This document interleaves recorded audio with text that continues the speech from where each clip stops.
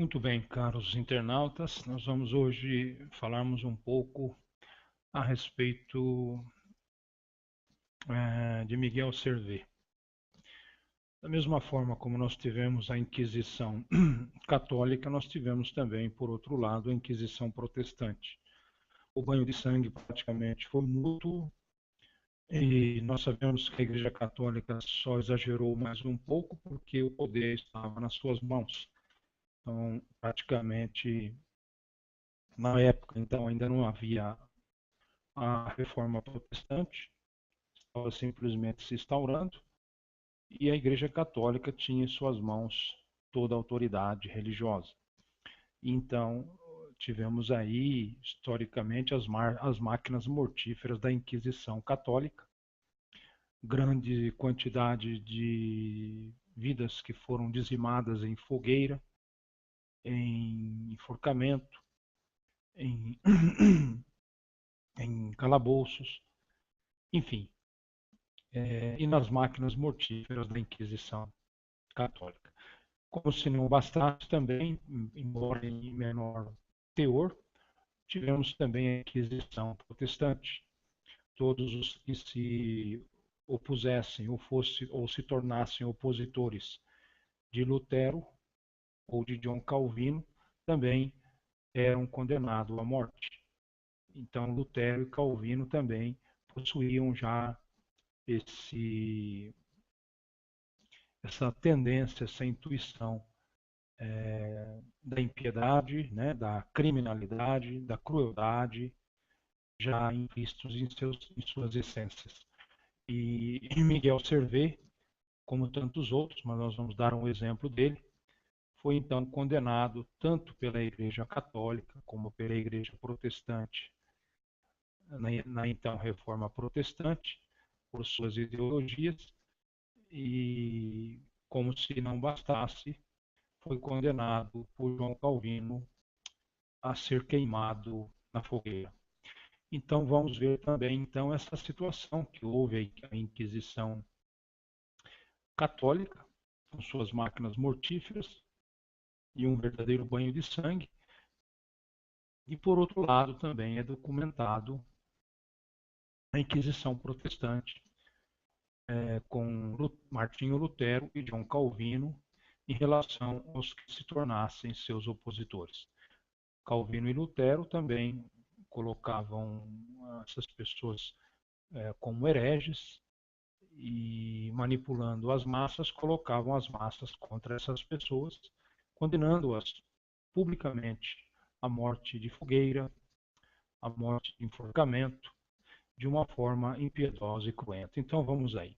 Miguel Servet, em latim Michaelis Servetus, Villanueva de Sirena, Espanha, 29 de setembro de 1501, e faleceu em Genebra, 27 de outubro de 1533. Foi um teólogo, médico e filósofo aragonês, humanista, interessando-se por assuntos como astronomia, meteorologia, geografia, jurisprudência, matemática, anatomia, estudos bíblicos e medicina. Servet foi o primeiro europeu a descrever a circulação pulmonar. Ele participou da Reforma Protestante e posteriormente desenvolveu uma cristologia não trinitária. Condenado por católicos e protestantes, ele foi preso em Genebra e queimado na fogueira, como um herege por ordem do Concílio de Genebra, presidido por João Calvino. Calvino, né, praticamente o pai da predestinação, o pioneiro do capitalismo, e também dizia que o sinal da predestinação de uma alma salva é a prosperidade e o sucesso secular nesta vida aqui e agora. Fora disso, você estava fadado a ser pobre nesta vida miserável e também estar fadado no pós-mortem a não ter a vida eterna, ser um condenado por ser pobre, não ser próspero financeiramente. E, obviamente, sendo um dos precursores do capitalismo, pela burguesia de sua época, influenciado pela toda aquela política burguesa, também pode ser considerado um dos que deixou meias portas abertas para a falsa teologia da prosperidade. John Hus também foi um de seus discípulos, e através dele nós temos então fundadas as igrejas presbiterianas. Presbiterianas que se dividiram, praticamente se dissociaram em presbiteriana, presbiteriana Brasil, presbiteriana renovada, independente, etc, etc. Nem sei os nomes dessas coisas, mas enfim. Vamos ver a infância e educação. Serveto nasceu como Miguel Serveto Conesa, apelido da família Revés, em Vila Nueva de Cirrena, Huesca, Aragão, Espanha, em 1511, provavelmente em 29 de setembro, o dia da festa de São Miguel, embora não exista registro específico. Algumas fontes dão uma data anterior com base na própria reivindicação ocasional de Servet de ter nascido em 1509. Seus ancestrais paternos vieram da aldeia de Serveto, nos Pirineus aragoneses, de onde proveio o sobrenome de sua família. A linha materna descende de judeus conversos da área de Monzon, ou Monzon. Seu pai, Antônio Serveto, era um notário. Serveto tinha dois irmãos, um que depois se tornou um notário, como seu pai, e outro que era um padre católico. Serveto estudou línguas como latim, grego e hebraico, sob a instrução de frades dominicanos. Com 15 anos, Serveto passou a ser ajudante de um frade franciscano chamado Juan de Quintana. Serveto leu a Bíblia inteira em suas línguas originais a partir dos manuscritos disponíveis naquele momento. Serveto mais tarde estudou direito na Universidade de Toulouse em 1526. Para quem quiser, Miguel Serveto se grafa M-I-G-U-E-L, Serveto se grafa S-E-R-V-E-T, final mudo. Então, Miguel Servet. Carreira. Em 1528, Servet percorreu a Alemanha e a Itália com Quintana, que era então confessor na comitiva imperial de Carlos V. Em outubro de 1530, ele visitou Johannes Ocolampat, em Basileia, permanecendo lá por cerca de 10 meses. Nesta altura, ele já estava espalhando suas crenças. Em maio de 1531, ele conheceu os reformadores Martin Bucer e Capito Fabricius em Estrasburgo. Em seguida, 2 meses depois, em julho de 1531, Servet publicou De Trinitatis Erroribus, sobre os erros da Trindade. No ano seguinte, ele publicou Dialogorum de Trinitate, Diálogos sobre a Trindade, e De Justitia Regni Christi, na justiça do reino de Cristo.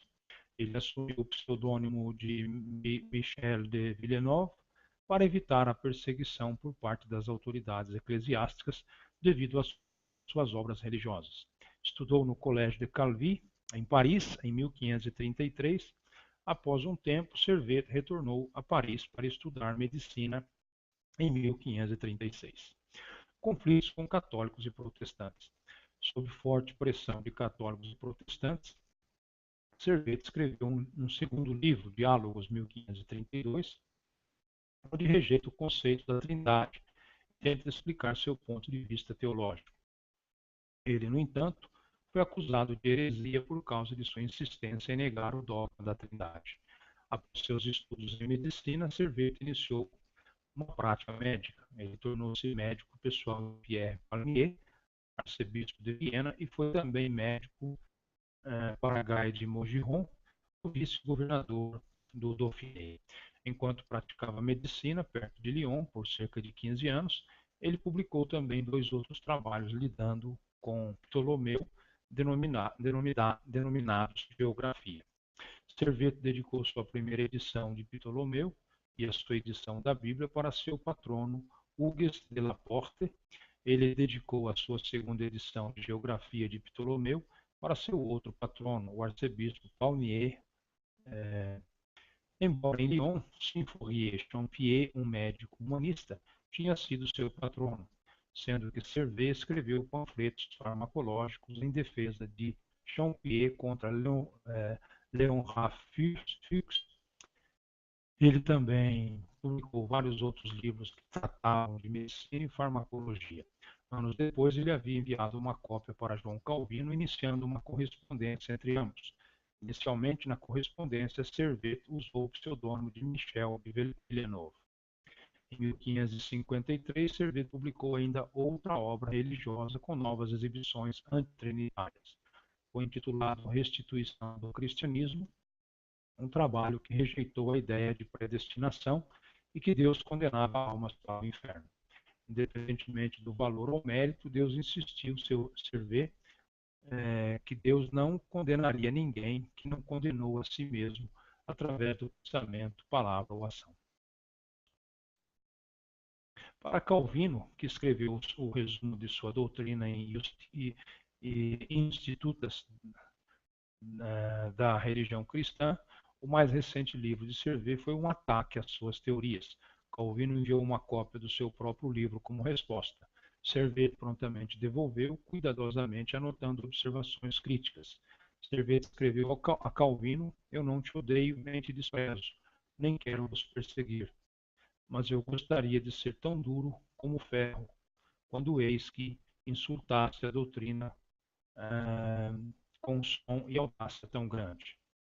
Suas correspondências ficaram cada vez mais violentas até que Calvino parou de falar com Servet. Servet enviou diversas outras cartas, mas Calvino se recusou a respondê-las e considerou-as heréticas. Calvino demonstrou suas opiniões sobre Servet quando escreve ao seu amigo Guilherme Farel em 13 de fevereiro de 1546. Servet acaba de me enviar um volume considerável dos seus delírios. Se ele vir aqui, se minha autoridade valer algo, eu nunca lhe permitiria sair vivo. Em latim, si venerit modo, valeat mea autoritas, pater nunquam vivum exire. Prisão e execução em Genebra. Em 16 de fevereiro de 1553, Servet, então em Viena, foi denunciado como um herege por Antoine Arnaiz, que estava morando em Lyon, que por sua vez soube das ideias de Servet graças a uma carta enviada pelo seu primo, Guilherme Trier, um comerciante rico e um grande amigo de Calvino. O inquisidor francês Mathieu Horry interrogou Servet e seu impressor sobre Christianisme Restitutio, mas eles negaram todas as acusações e foram liberados por falta de provas. Arnaiz escreveu sobre o ocorrido a Trier, exigindo provas novas. Em 26 de março de 1553, as cartas enviadas por Servet a Calvino e algumas páginas do manuscrito Christianisme Restitutio foram transmitidas a Lyon por Trier. Em 4 de abril de 1553, Servet foi preso pelas autoridades eclesiásticas e preso em Viena. Ele escapou da prisão 3 dias depois. Em 17 de junho, mesmo ausente, ele foi condenado por heresia pela Inquisição francesa e seus livros foram queimados. Servet desejava fugir para a Itália, porém, inexplicavelmente parou em Genebra, onde Calvino e seus reformadores denunciaram-lhe.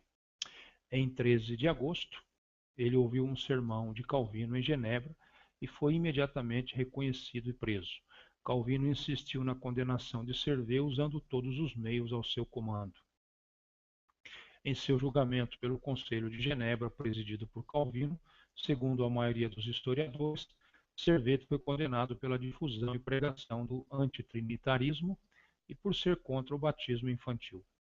O procurador-chefe público, acrescentou algumas acusações como se ele não sabia que sua doutrina era perniciosa, considerando que ela favorecesse os judeus e os turcos por inventar desculpas para eles, e se ele não estudou o Alcorão, a fim de desmentir e rebater as doutrinas e a religião das igrejas cristãs. Calvino acreditava que Servet mereceu ser morto por causa do que ele denominou como blasfêmias execráveis. Calvino consultou outros reformadores sobre a questão de Servet, como os sucessores imediatos de Martinho Lutero, bem como reformadores de locais como Zurique, Berna, Basel e Schaffhausen. Todos concordaram universalmente com sua execução. Em 24 de outubro, Serveto foi condenado à morte na fogueira por negar a Trindade e o batismo infantil. Calvino sugeriu que Servet fosse executado por decapitação, em vez de fogo, mas seu pedido não foi atendido. Em 27 de outubro de 1553, a pena foi aplicada nos arredores de Genebra, com o que se acreditava ser a última cópia de seu livro acorrentado à perna de Servet. Após o ocorrido, Calvino escreveu: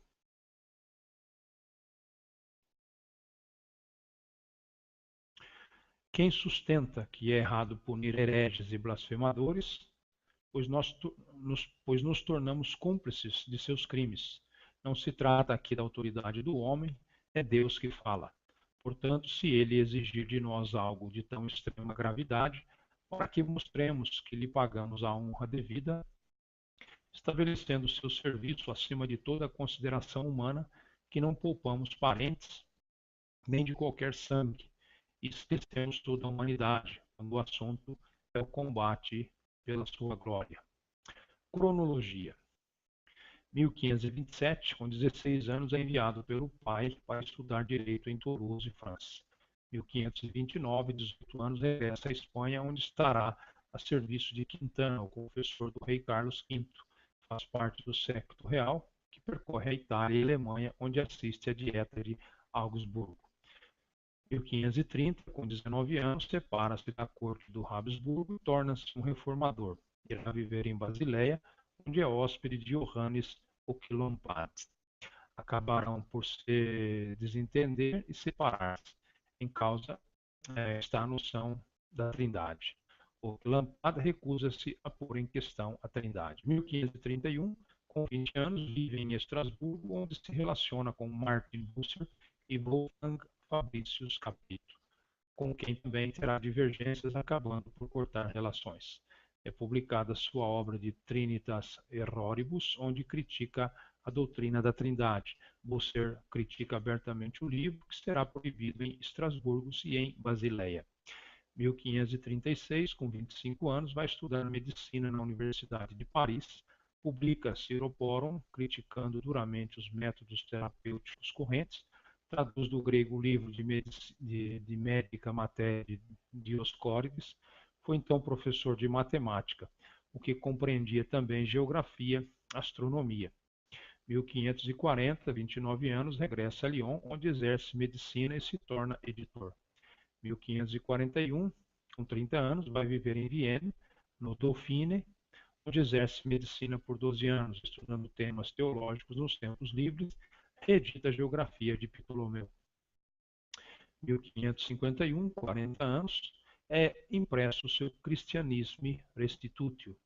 1533, 42 anos, é condenado à morte na fogueira por heresia pelos protestantes e Calvino, ou seja, John Calvino, né, o reformador suíço, praticamente fundador,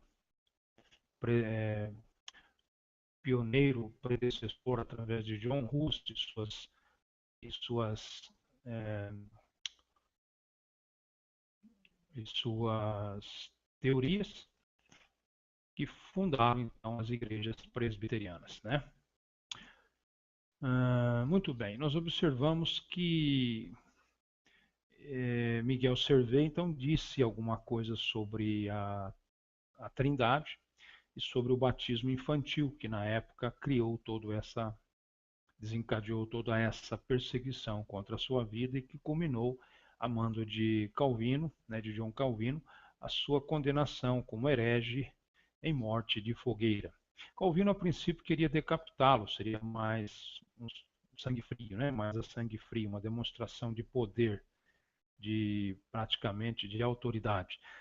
Mas acharam por bem, então, queimá-lo em fogueira, uma morte também que não é nem um pouco uma boa morte, né? Então nós observamos aí que ele também, para cometer essa atrocidade, ele consultou luteranos, né? Pessoas próximas de Lutero, pessoas que tinham as mesmas ideologias que Lutero, E nós observamos que não é diferente quando o Galileu Galilei também colocou algumas de suas teorias, que para a época era algo novo, e as pessoas geralmente têm medo do novo e do diferente, também foi condenado. E muitas outras pessoas, né, às vezes até por dizerem o que não deveriam ter dito, mas às vezes com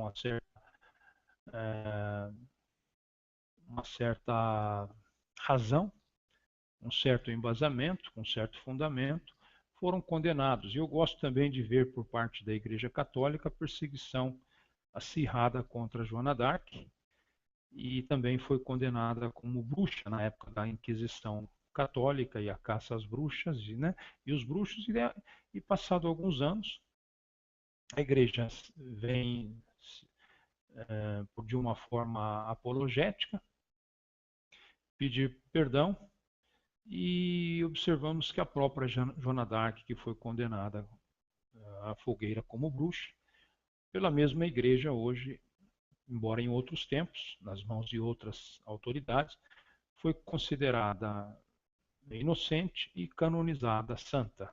Então hoje ela é uma santa Joana d'Arc, que foi condenada à fogueira como herética, como bruxa, pela própria Igreja Católica. Então nós vamos deixar aí, depois, né, vocês podem ver essas fontes, se vocês quiserem, sobre a vida de Miguel Servet, né, como foi então essa situação aí praticamente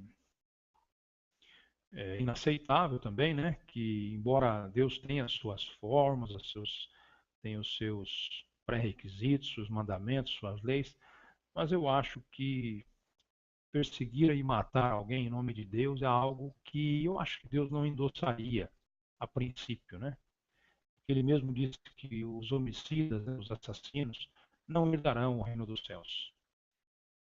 Então, os suicidas também, né? Os cães, os afeminados, os ladrões, os mentirosos, os avarentos, os adúlteros, né? Não herdarão o reino dos céus, conforme Apocalipse. Mas, infelizmente, é, nós achamos espaço, muitas vezes, essas pessoas acham espaço, muitas vezes, para encontrarem na Bíblia ambiguidades. Ora Deus manda matar, ora Deus manda poupar a vida.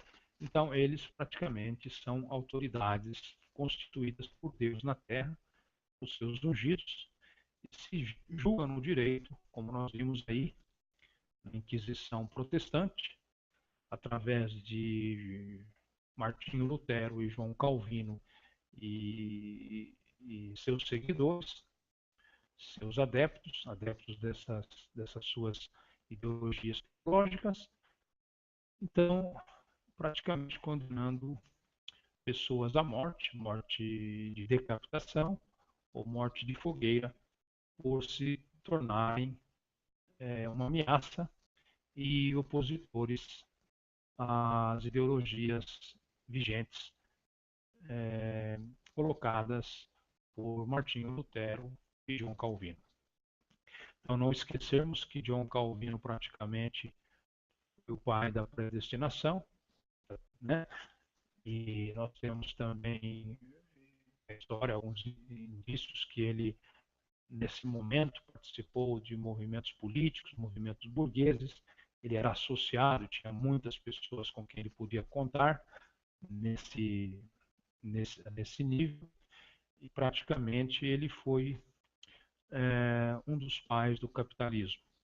E também nós observamos que ele tem uma de suas máximas que diz que o sinal da eleição, o sinal da predestinação, o sinal da salvação de uma alma, de um determinado sujeito, o sinal é a prosperidade financeira e o sucesso secular nesta vida.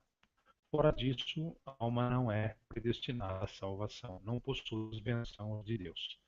Nós observamos que é uma cretinice, né? Os pobres, então, estariam fadados a duas desgraças: a serem pobres nesta vida, né? Com sofrimentos, com dores, com todas as sortes de praticamente necessidades, e também no pós-mortem, porque não herdariam então a salvação por não serem prósperos e terem sucesso na vida secular. Eles também são condenados por Deus no pós-morte e as suas almas não serão salvas, né?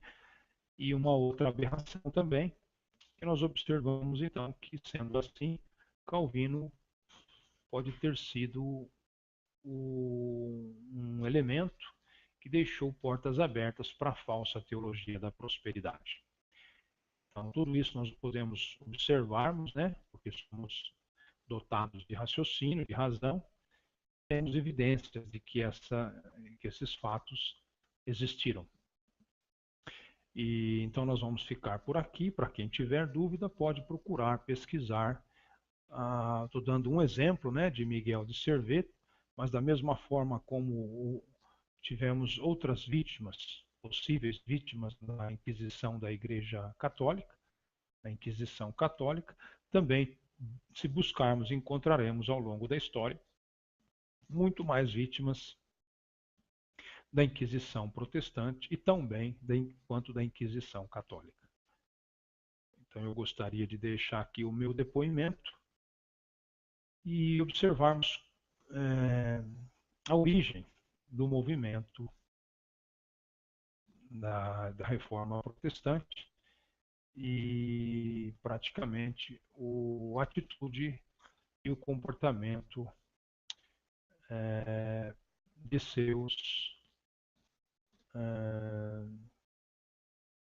praticamente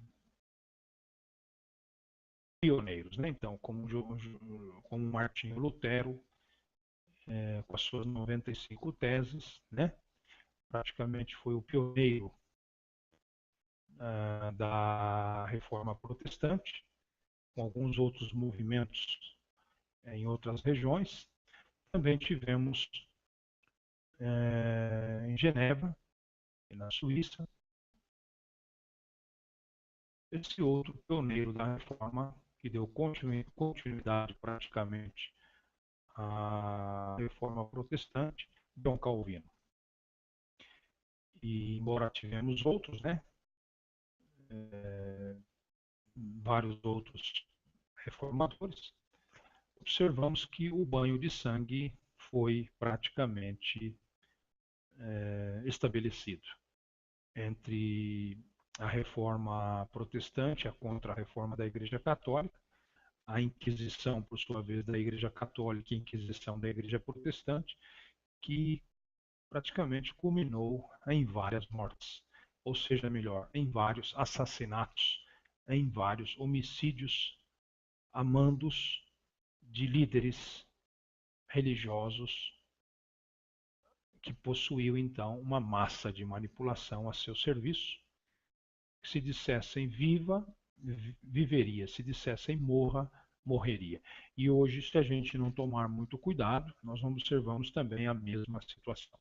Então, obrigado pela atenção e até um próximo Hangout. Para não delongarmos muito, uma boa noite e obrigado pela atenção. E um abraço a todos.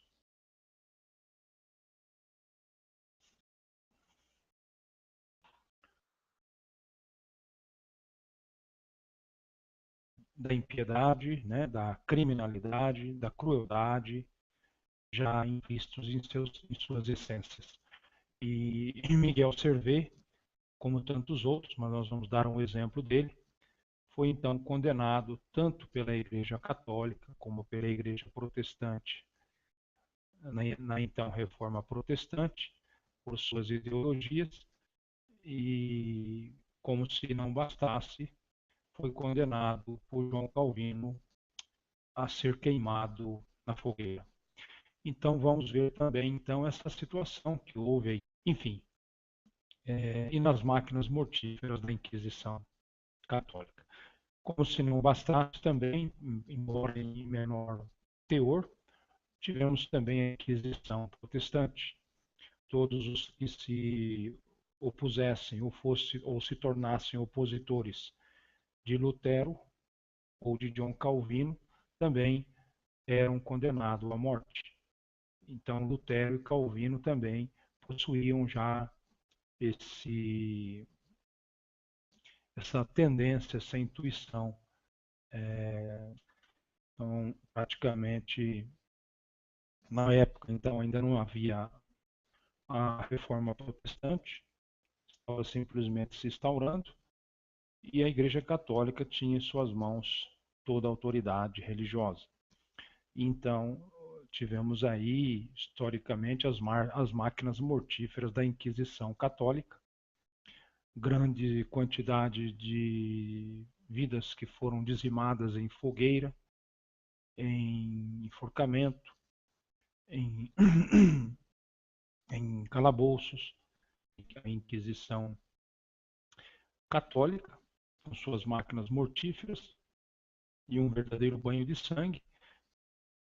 E, por outro lado, também é documentado a Inquisição Protestante, com Martinho Lutero e João Calvino, em relação aos que se tornassem seus opositores. Calvino e Lutero também colocavam essas pessoas como hereges e, manipulando as massas, colocavam as massas contra essas pessoas, condenando-as publicamente.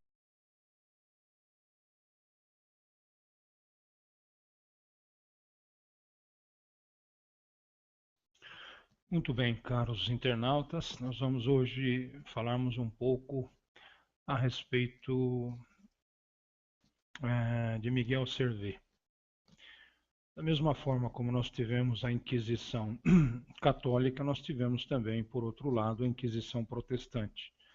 O banho de sangue praticamente foi mútuo, e nós sabemos que a Igreja Católica só exagerou mais um pouco porque o poder estava nas suas mãos.